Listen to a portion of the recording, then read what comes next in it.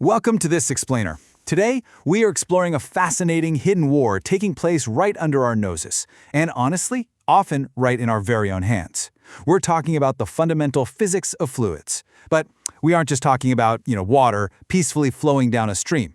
We're setting up a narrative of the predictable, law-abiding fluids up against the wild, rebellious ones that just completely refuse to play by the rules.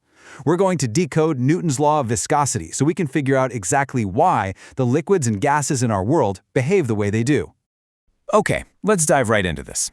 Have you ever actually stopped to think about this everyday mystery? Think about when you squeeze toothpaste onto your brush. It just kind of sits there, right? In this perfect, solid-looking little mound. But if you were to pour water onto that exact same brush, it would immediately flow right off the bristles and down into the sink. They are both technically fluids, so why on earth do they behave so radically differently? Well, to understand these squishy secrets, we have to look at the mechanical forces happening beneath the surface. So imagine how a fluid actually flows. As you can see here, it doesn't just move as one giant solid block. Instead, it actually flows in parallel layers. Try picturing these layers almost like a deck of cards or sheets of paper stacked on top of each other. When the fluid gets set in motion, the top layer slides over the bottom layer. But just like sliding a heavy box across a living room floor, there's friction. This internal friction between those sliding fluid layers causes a natural resistance. So a literal force is required to keep that top layer moving at a certain speed relative to the bottom one. And that brings us to a really core definition for today: viscosity. Formally, it's the resistance offered by a fluid to its continuous deformation when subjected to a shear force. Now, whether we're dealing with a liquid like kerosene or even a gas like air, this internal resistance to flow is the main property we're investigating. If a fluid has high viscosity, it offers a ton of resistance and flows really slowly. Think honey. Low viscosity, it flows super easily. It's basically just a measure of the fluid's internal friction. Now, Sir Isaac Newton, as he did with so many things in physics, observed this exact behavior, and he wrote the ultimate rule for fluids. Here it is, Newton's law of viscosity.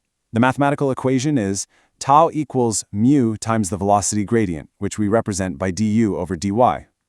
Now, what this formula is essentially saying is that the shear stress, which is the physical force you're applying to the fluid, is directly proportional to the rate at which the fluid deforms or shears. So the absolutely crucial point here is understanding the pieces of this puzzle. And I've got a really simple professional memorization tip to help lock this into your brain. Just break it down like this. Stress equals viscosity times the gradient. First, we've got tau, the shear stress. That's the physical force being applied per unit area. Then we have mu, the viscosity. That's the fluid's built-in resistance, which is actually a constant property of that specific fluid at a given temperature. And finally, du over dy is the velocity gradient, or the rate of shearing. Basically, how fast those fluid layers are sliding past each other. Stress equals viscosity times the gradient. If you can memorize that, you have literally mastered the foundational rule of fluid mechanics. All right, now that we have the rule, we can take the entire physical world and divide it into two epic camps: the rule followers and the rule breakers. The followers are called Newtonian fluids, and they neatly obey Newton's math to the letter. No surprises. But the breakers, known as non-Newtonian fluids, are the rebels. For these rebellious fluids, their viscosity actually changes depending on how much force you apply to them. They adapt, they shift, and they completely throw the equation out the window. Let's look at the predictable rule followers first. For Newtonian fluids, the ratio of shear stress to shear rate is just a perfectly straight constant line. This means their viscosity remains completely independent of how hard or how fast you push them. Think about it. If you stir a glass of water slowly with a spoon, or if you whip it furiously, the water's inherent viscosity doesn't change. It's always just water. Everyday examples include all gases, like air, and liquids like water, kerosene, alcohol, and glycerin. They are perfectly, boringly predictable. But now, let's see what happens when we introduce those rebels. We've got three unique categories of non-Newtonian rule breakers here: Bingham plastics, pseudoplastic fluids, and dilatant fluids. Now, none of these maintain a constant viscosity. Instead, their resistance to flow completely changes based on the forces interacting with them.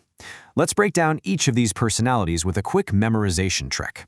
First up, Bingham plastics. These fluids resist a small shear stress indefinitely. They literally won't even start flowing until a very specific threshold called the yield stress is exceeded. So, here's your first memorization tip. Bingham means barrier. These fluids hit a barrier and stubbornly refuse to move until you push them hard enough. And hey, this perfectly solves our toothpaste mystery from the very beginning. Toothpaste sits on your brush because gravity alone just isn't a strong enough force to break its threshold barrier. But when you squeeze the tube with your hand, boom, you exceed that threshold yield stress and it flows right out like a liquid. Sewage sludge and certain kinds of paints do the exact same thing. Next up, we have pseudoplastic fluids. For these guys, their viscosity actually decreases when the velocity gradient increases. This behavior is called shear rate thinning. Here's your second memorization tip. Link the pseudo in pseudoplastic to paper pulp. Paper pulp, blood, rubber latex, and thick muds are all classic examples. The harder and faster you shear them, or stir them, the thinner and less viscous they actually become. So if you've ever tried to mix up a really thick slurry of mud and noticed it suddenly gets way easier to stir the faster you move the stick, you've just experienced a pseudoplastic fluid in action. Our final rebellious category is dilatant fluids, and these are the exact opposite of pseudoplastics. As the velocity gradient increases, their viscosity increases. This is shear rate thickening. For your third memorization tip, link dilatant to dense. These fluids get incredibly thick and dense when you apply force to them. Examples include starch suspensions in water and sand-filled emulsions. Imagine walking on wet sand at the beach. If you walk slowly, your feet sink right in. But if you run or stomp on it forcefully, that water-sand mixture shears rapidly, instantly thickens, and feels almost like hitting solid concrete. Okay, now look at how this graph brilliantly captures all four of those fluid personalities at once. This is basically the visual treasure map of fluid mechanics. The horizontal axis is our velocity gradient, so how fast we're stirring or shearing. And the vertical axis is our shear stress, the actual force required. Check out the Newtonian line. It's a perfectly straight diagonal, totally constant rule followers. Then look at the Bingham plastic line. It's straight too, but notice it doesn't start at zero. It starts higher up on the vertical axis, visually proving that barrier or yield stress it needs to overcome before it even begins to flow. Below the Newtonian line, the pseudoplastic curve bends downwards, proving it gets thinner and requires proportionally less force the faster you go. And way up above, the dilatant curve bends upward, showing it gets thicker and demands massively more force as speed increases. And this quote perfectly illustrates our core takeaway for this entire explainer. A Newtonian fluid is one that follows Newton's law of viscosity. If viscosity varies with shear rate, the fluid is said to be non-Newtonian. That really summarizes everything we've just learned. If the fluid plots as a perfectly straight line starting right from zero on our graph, you've got a law-abiding Newtonian fluid.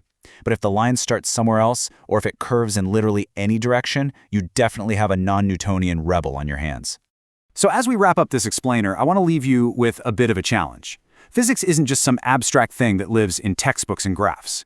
It literally governs every single physical interaction in your day. So armed with this new knowledge, take a closer look at the liquids around you. The next time you step in some thick mud, squeeze a tube of toothpaste, or even paint a wall, ask yourself, which kind of fluid are you battling? Are you dealing with a predictable rule follower or a shape-shifting rebel? Keep observing, keep questioning, and keep learning. Thanks for joining me.